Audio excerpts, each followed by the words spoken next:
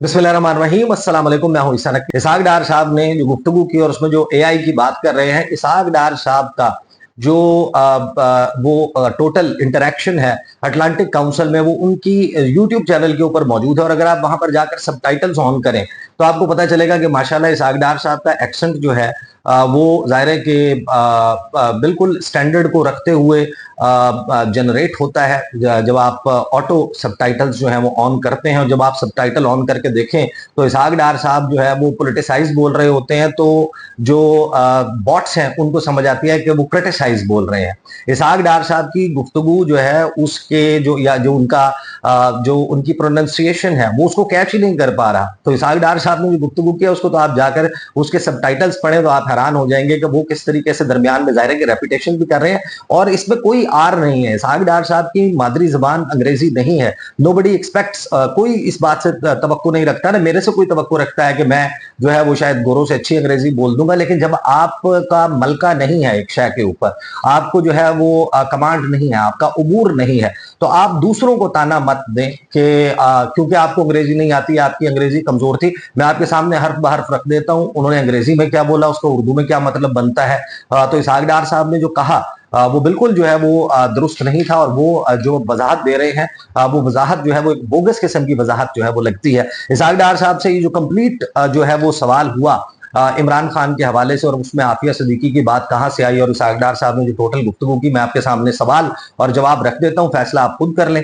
सवाल जो है वो जाहिर है कि इंटरनेशनल पॉलिटिक्स के हवाले से पाकिस्तान का इंडिया का ताल्लुकात, पाकिस्तान और अमेरिका के ताल्लुकात, अफगानिस्तान के मामले पर, दीगर मामलात पर बात हो रही थी। दरमियान में जो इसके मॉडरेटर हैं उन्होंने कहा कि I am going to switch to domestic politics in Pakistan unfortunately. Sure, जिस पे जवाब देते हैं इसहाक डार, श्योर। फिर वो कहते हैं कि you may not like this question but as you know about 2 years ago Imran Khan was arrested. He has a very significant level of support in your own country and abroad as well. And there are concerns that have been raised that perhaps due process is not being followed in his case. Do you? And of course, this is not the first time that a prominent political figure has been behind bars in Pakistan. Do you worry that Pakistan's sort of democratic credentials abroad are jeopardized by what's going on with this case? Or do you feel like you have to explain it when you travel overseas? यानी interviewer ने पूछा कि मैं पाकिस्तान की अंदरूनी सियासत की जानिब आना चाहूंगा, बदकिस्मती से आपको शायद ये सवाल पसंद ना आए, लेकिन जैसा कि आपको मालूम है कि इमरान खान को 2 साल पहले गिरफ्तार किया गया। इमरान खान के लिए आपके मुल्क में भी और मुल्क से बाहर भी बहुत ज्यादा सपोर्ट मौजूद है और इन खदशात का इजहार किया गया है कि शायद उनके मामले में कानूनी तरीकाकार नहीं अपनाया जा रहा। क्या आप, और जाहिर है कि यह पहली मर्तबा नहीं कि आपके मुल्क में एक नुमाया सियासी शख्सियत जेल की सलाखों के पीछे है, क्या आपको परेशानी है कि इससे पाकिस्तान की जमहूरी साख मुतासर होती है, या आपको नहीं लगता कि जब आप मुल्क से बाहर जाते हैं तो इस हवाले से वजाहतें देना पड़ती हैं, इमरान खान के हवाले से आपको एक्सप्लेन करना पड़ता है? ये सवाल किया उन्होंने। उसके ऊपर इसहाक डार साहब ने जो है सबसे पहले तो अपनी तारीफें बयान की। अच्छा, ये वो रटे रटाए जुमले हैं जो फ्लोर ऑफ द सेनेट आपने देखा होगा या जो पाकिस्तान में वो इंटरव्यूज देते हैं वहां पर वो ये बात जो है वो बड़ी शद्दोमत से और अक्सर आपको कहते हुए नजर आते हैं कि मेरे जैसा शख्स जो है वो बड़ा मफाहमतकार है, रिकंसिलिएशन पे यकीन रखता है, अब मेरे हाथ में भी कुछ नहीं है, इमरान खान ने इतने गुनाह कर दिए, इमरान खान ने फलां कर दिया। अच्छा, डोमेस्टिक पॉलिटिक्स में, पाकिस्तान के अंदरूनी सियासत में तो जो इसहाक डार साहब गुफ्तगू कर रहे होते हैं वो जाहिर है कि एक्सेप्टेबल है। पाकिस्तान में at the end of the day he is a politician, but as a foreign minister जब वो बाहर जाकर इसी किस्म की गुफ्तगू करते हैं थोड़ा सा ऑड लगता है। बहरहाल इसहाक डार साहब जो है उन्होंने वो जवाब उसी तरीके से शुरू किया। अब जाहिर है कि इसहाक डार साहब हो या नून लीग के या पाकिस्तान के बेशतर पॉलिटिशियंस, उनको जाहिर है कि यहाँ की जो लोकल एंकर्स हैं उनको इंटरव्यूज देने की आदत होती है, लेकिन जब वो बाहर जाते हैं और यल्दा हकीम के सामने फंस जाए, कोई जो है वो स्टीफन सैकर के सामने फंस जाए, तो आपको याद होगा कि इसहाक डार साहब की हवाइयां उड़ गई थी, माथे पे पसीना था, इसहाक डार साहब जो है उनको उनसे जवाब नहीं बन पा रहा था। तो यहाँ पर भी जो वो गुफ्तगू कर रहे हैं, वो जिस तरीके से उनके चेहरे के ऊपर जो उनके तासुरात हैं वो बड़े वाज़ेह तौर पर नजर आते हैं that he is not comfortable. वो बिल्कुल भी जो है वो लगता नहीं कि वो किसी आरामदेह कुर्सी पर बैठे हुए, लगता है जैसे किसी आर्जे में, किसी तकलीफ में मुब्तला है सवालात के जवाब देते हुए। तो इसहाक डार साहब जो है वो इसका जवाब देते हुए कहते हैं कि well let me frankly share with you, I am known for, if you find out from, I am in Pakistan's parliament for last almost 32 years. I have been twice a member of the lower house, National Assembly of Pakistan. This is the 5th term in the Senate of Pakistan. I have been leader of opposition in Senate. I am currently leader of the house for last 3 years. So I was known a reconciliator. वो कहते हैं कि मैं खुलकर share करना चाहूंगा कि मुझे जाना जाता है। अगर आप पाकिस्तान की पार्लियामेंट से पता लगाएं, मैं 32 साल से पाकिस्तान की पार्लियामेंट का हिस्सा हूं। मैं 2 मरतबा ऐवान ज़ेरी कौमी असम्बली का रुकन रहा और 5वीं मरतबा ऐवान बाला सेनेट का रुकन बना हूं। मैं सेनेट में कायदे हिज़्ब इख्तलाफ रहा हूं। मैं इस वक्त 3 साल से कायदे ऐवान हूं। मुझे एक मफाहमत कार के तौर पर जाना जाता है। आगे वो बात करते हैं, आगे वो कहते हैं कि 2014 Imran Khan party 126 days of sit in. अब इसहाक डार साहब का ना अंग्रेजी मैंने हर्फ बहर्फ लिखी है। इसहाक डार साहब की अंग्रेजी जो है ना वो उसको मुझे याद आ गया जब मैं ये इंटरव्यू जो है वो सुन रहा था कि 2008 में जब असेंबली थी, तो मुझे याद है कि एक फैसलाबाद से, मैं डेलिबरेटली जो है वो उनका नाम मैं नहीं ले रहा, वो पार्लिमानी सेक्रेटरी थे जो मवासलात की वजारत है। और सवाल जो है वो हुआ कि मोटरवे के ऊपर जो है ना वो चीजें बड़ी महंगी हैं, जो उनके रेस्ट एरियाज हैं, बाहर वही शय जो है वो बड़ी सस्ती मिलती है। पेट्रोल की बेसिकली बात थी, या पेट्रोल प्राइस जो है वो मोटरवे के ऊपर हायर थी देन जो average petrol pumps, normally petrol pumps जो है वो मोटरवे के बाहर हैं। तो उसके ऊपर एक सवाल था कौमी असम्बली में, और बिलावल भुट्टो जरदारी जो है वो गालिबन या तो गैलरी में मौजूद थे या फिर ऐवान में मौजूद थे बहरहाल, और उनकी जो बहनें हैं वो भी मौजूद थी। तो उन्होंने इम्प्रेस करने के लिए अंग्रेजी बोलना शुरू कर दी उसके जवाब में, जब उनसे ये सवाल हुआ। और कमर जमान कायरा साहब उनके साथ बैठे हुए थे और बार बार उनका हाथ पकड़ के जो है ना उनको समझा रहे थे कि तू भाई अंग्रेजी ना बोल, तो उर्दू में जवाब दे दे। तो उन्होंने कहा कि mister speaker, it is not just CNG, it is not just petrol, you buy chips, you buy biscuit, you buy toffee, everything expensive, motorway everything expensive। ऐसे करके जवाब दे रहे थे। जब इसहाक डार साहब का आप सेंटेंस स्ट्रक्चर देखते हैं, आप उनको बोलते हुए देखते हैं, उनके जुमले बिल्कुल इस तरीके से टूटे फूटे हुए हैं कि उनका दरमियान में जो है वो कोहेरेंस नहीं बनती, कोई रब्त नहीं बनता। अब इसहाक डार साहब के जुमले सुने, कहते हैं 2014 Imran Khan party 126 days of sit in, political sit in 2014 in Islamabad, which actually hampered our economic growth and caused a lot of loss। यानी बेसिकली उन्होंने कहा कि 2014 में इमरान खान की जमात ने 126 दिन का धरना दिया 2014 में इस्लामाबाद में, जिसकी वजह से पाकिस्तान की जो मुआशी तरक्की है वो बड़ी हद तक मुतासर हुई और उससे हमें बहुत ज्यादा नुकसान हुआ। फिर आगे वो कहते हैं कि I am the one who actually on behalf of the government at that time negotiated with my colleagues, you know, the ceasefire। यानी वो कहते हैं कि मैं हूं वो शख्स जिसने उस वक्त अपनी हुकूमत के बिहाफ पर, उसके कहने पर या उसकी ईमा पर उस वक्त नेगोशिएट किया था, सालसी का काम किया था अपने कॉलीग्स के साथ, और फिर हमने एक सीज फायर किया था। I would call it the domestic cease fire. यानी मैं उसको हमारा जो अंदरूनी सियासत का सीज फायर जो है, फायरबंदी उसको करार दूंगा, या पॉलिटिकल सीज फायर, सियासी सीज फायर जो है उसको कहूंगा। सो दे बाउंड अप, तो उन्होंने खत्म कर दिया, एंड एवरीथिंग फाइन, और सब कुछ ठीक हो गया। You see when you take the state on, यानी when you take on the state की बजाय when you take the state on. वो कहते हैं, इसहाक डार साहब कहते हैं कि देखें, जब आप रियासत से टक्कर लेते हैं, बेसिकली वो ये कहना चाह रहे हैं, रियासत से टक्कर लेते हैं, and you pick up the arms. यानी बेसिकली इसहाक डार साहब ने पाकिस्तान तहरीक इंसाफ पर मुसल्ला जिद्दोजहद करने का, या मुसल्ला होकर रियासत के ऊपर हमलावर, यानी आप ये जरूर आर्गुमेंट कर सकते हैं कि तहरीक इंसाफ ने हमला कर दिया या तहरीक इंसाफ ने जलाओ घेराव किया, जो उनका प्रोटेस्ट है वो एक नॉर्मल पॉलिटिकल प्रोटेस्ट से जो है वो तब्दील होकर एक मुतशद्दद या वायलेंट प्रोटेस्ट में तब्दील हो गया।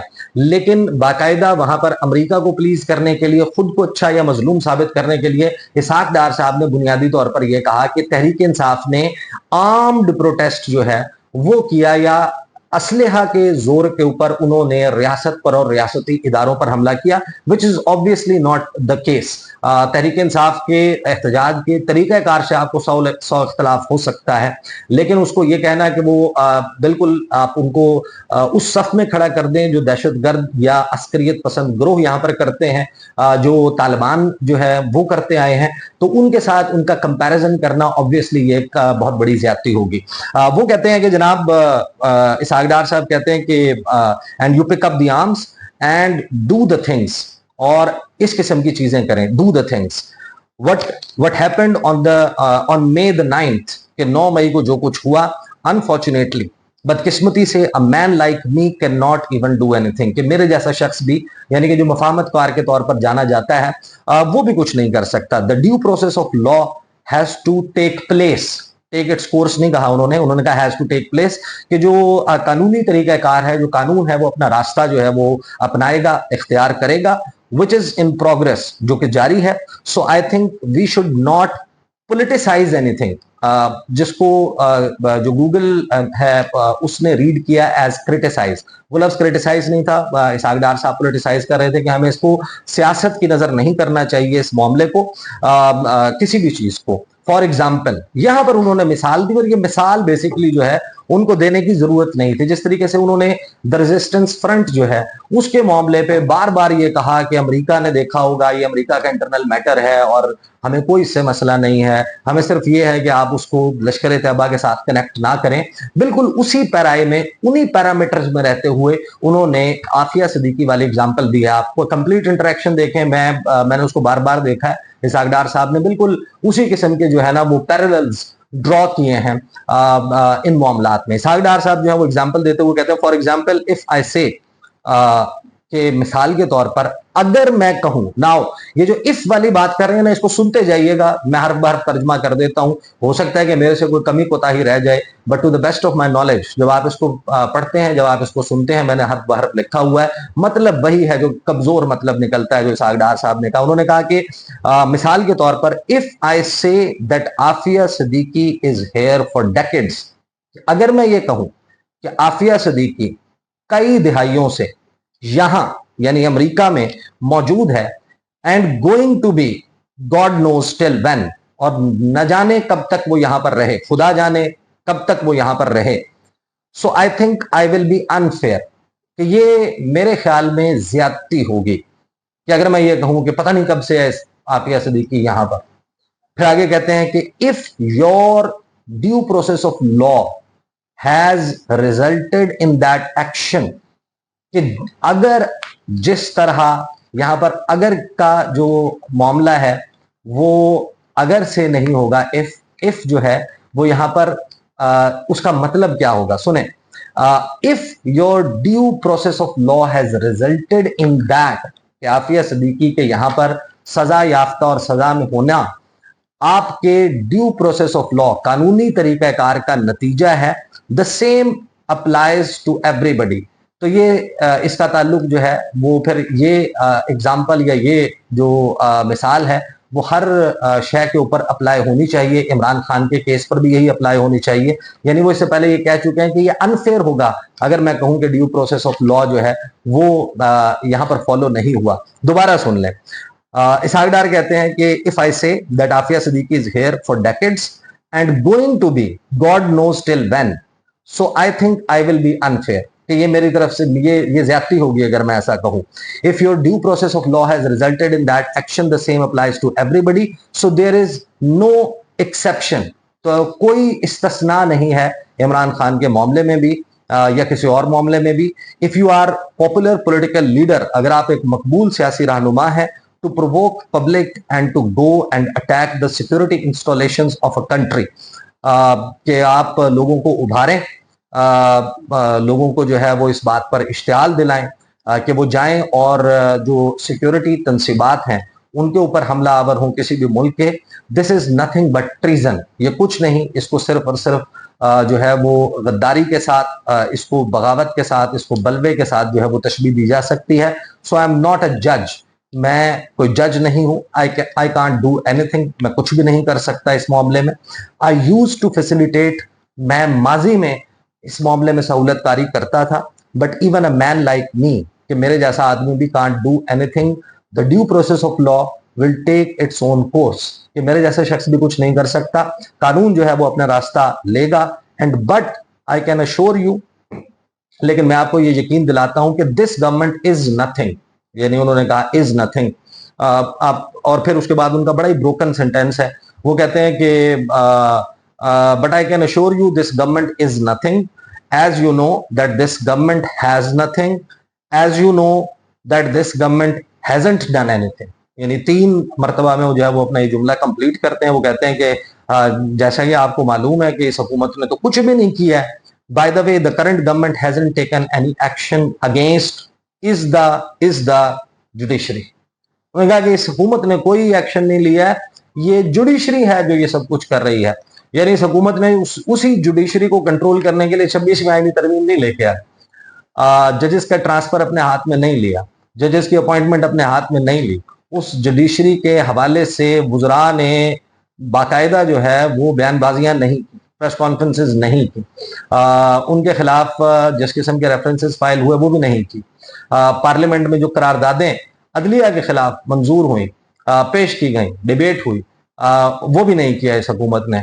मगर कि वो इस बात से जाहिर है, जो इस्लामाबाद हाई कोर्ट के जजेस के बारे में भी जो बात होती रही, वो करते रहे। बहरहाल उन्होंने कहा कि इस हुकूमत ने कुछ नहीं किया, जो भी कर रही है वो अदलिया कर रही है। It is the caretaker government, जो निगरान हुकूमत थी। It is the judiciary, it is a due process, so we hardly have any right to interfere like any other democratic country in the judicial system.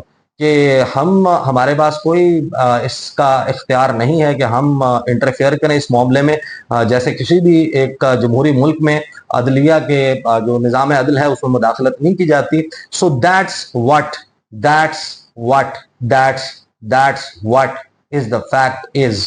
ये उनका आखिरी जुमला था, वो आप दोबारा उसको सुने तो आपको पता चलेगा। इस सवाल के जवाब में उन्होंने उसको क्लोज किया है कि सो दैट्स व्हाट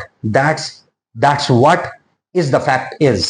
इसके ऊपर उन्होंने, अब जाहिर है कि इसका तर्जुमा करने बैठ जाओ तो जाहिर है कि इसहाक डार साहब, लोगों की अंग्रेजी कमजोर है, उन्हें कहाँ से समझ आएगी इस अंग्रेजी की। जिस तरह डॉक्टर को अपनी लिखाई समझ आती है, इसहाक डार साहब इस जुमले का मतलब भी समझा सकते हैं। और फिर आखिर में वो कहते हैं कि और बाय द वे, इस एक ही जिंदगी में इमरान खान के मुतालिक कहते हैं कि हम दोस्त और दुश्मन रहे हैं। इमरान खान सियासत में आने से पहले मेरे पास बाकायदगी से आते थे अपने अस्पताल के लिए चंदा मांगने के लिए, तो ऐसा नहीं है कि हम एक दूसरे को नहीं जानते। और लिहाजा मेरी ख्वाहिश है कि काश वो लोगों को इश्तियाल ना दिलाते, अपनी पार्टी को रियासत के खिलाफ ना उभारते। ये बड़ी बदकिस्मती है, काश उन्होंने ऐसा ना किया होता। तो ये बहरहाल इसहाक डार साहब ने कहा, अब वो वजाहत दे रहे हैं। जो इसहाक डार साहब या उनकी हुकूमत है, आफिया सिद्दीकी वाले मामले पर सुप्रीम कोर्ट, जो इस्लामाबाद हाई कोर्ट है, वहाँ पर क्या चल रहा है। सरदार एजाज इसहाक साहब, उन्होंने 11 जुलाई को क्या कहा था, हुकूमत ने क्यों वक्त मांगा था, 21 जुलाई को फिर क्या हुआ, कंटेम्प्ट के हवाले से क्या रिमार्क्स आए, क्या फैसला आया, उसमें इम्प्लीमेंट होता है या नहीं, वो नोटिस सर्व होते हैं या नहीं, जाहिर है कि एक अलहदा बात है। इसहाक डार साहब के दिल में शायद कोई और बात हो, लेकिन उनकी जो हुकूमत है या जो उनकी जो काबीना है या जो शहबाज शरीफ साहब की, जिसमें इसहाक डार साहब भी शामिल है, जिसमें वो बतौर नायब वज़ीर आज़म वज़ीर खारजा मौजूद है, उसके बारे में जो रिमार्क्स इस्लामाबाद हाई कोर्ट ने दिए वो सबको मालूम है। अब इसहाक डार साहब के दिल में जो कुछ भी हो आफिया सिद्दीकी के मुतालिक या इमरान खान के मुतालिक, जो उनके अल्फाज हैं, उन अल्फाज में उन्होंने ना सिर्फ ये कि पैरेलल्स ड्रॉ किए हैं, बल्कि जिस प्रोसेस के तहत अमेरिका में आफिया सिद्दीकी को सजा हुई और रखा गया है, उसको उन्होंने एक ड्यू प्रोसेस ऑफ लॉ करार दिया है और जस्टिफाइड करार दिया। और उन्होंने कहा है कि जिस तरह उसके ऊपर हम एतराज नहीं कर सकते, तो इसके ऊपर जो यहाँ पर इमरान खान के साथ हो रहा है, इसके ऊपर आप एतराज नहीं कर सकते। तो ये है जनाब वो मामला। और जो माइंस एंड मिनरल्स वाला मामला है, उसके ऊपर बड़ी अहम पेशरफ्त जो है वो लगता यह है कि अब होने वाली है। जो इसहाक डार साहब ने वहां पर कहा अटलांटिक काउंसिल में, मेरे ख्याल जो सबसे अहम हिस्सा था वो इस हवाले से था, वो चाइना और अमेरिका के दरमियान सालसी के हवाले से या उनके दरमियान में एक ब्रिज का किरदार अदा करने के हवाले से बात थी, वो बहुत अहम थी। ईरान वाले मामले के ऊपर बात बहुत अहम थी, जो प्रेस रिलीज में अमेरिका के उसका इजहार भी होता है, वो कहीं पसे पुष्ट चली गई। और जो हाईलाइट उसके सामने आई है वो आफिया सदीकी वाला मामला है, या वो जो उन्होंने कश्मीर वाले मामले के ऊपर निहायत ही कमजोर बात की, जिसका ताल्लुक अक़वाम मुत्तहिदा सलामती कौंसिल की करारदादों में तस्करा नहीं है। इसहाक डार साहब ने अपनी इख्तरा निकाली और तीसरा ऑप्शन कि अगर कश्मीरी चाहे तो वो एक आज़ाद मुल्क बना लें, हालांकि अक़वाम मुत्तहिदा सलामती कौंसिल की करारदादें कम अज़ कम ऐसा कुछ नहीं कहती। तो ये इंशाल्लाह इसके ऊपर मैं वीडियो ज़रूर करूंगा कि माइंस एंड मिनरल्स वाला मामला उसके ऊपर क्या चल रहा है, और फिर पाकिस्तान तहरीक इंसाफ के हवाले से जो तफसीलात आ रही हैं 5 अगस्त के हवाले से, वीडियो बहुत तवील होगी, उसके ऊपर भी बात करेंगे। अब तक के लिए इतना ही, इजाज़त दीजिए, अल्लाह हाफ़िज़।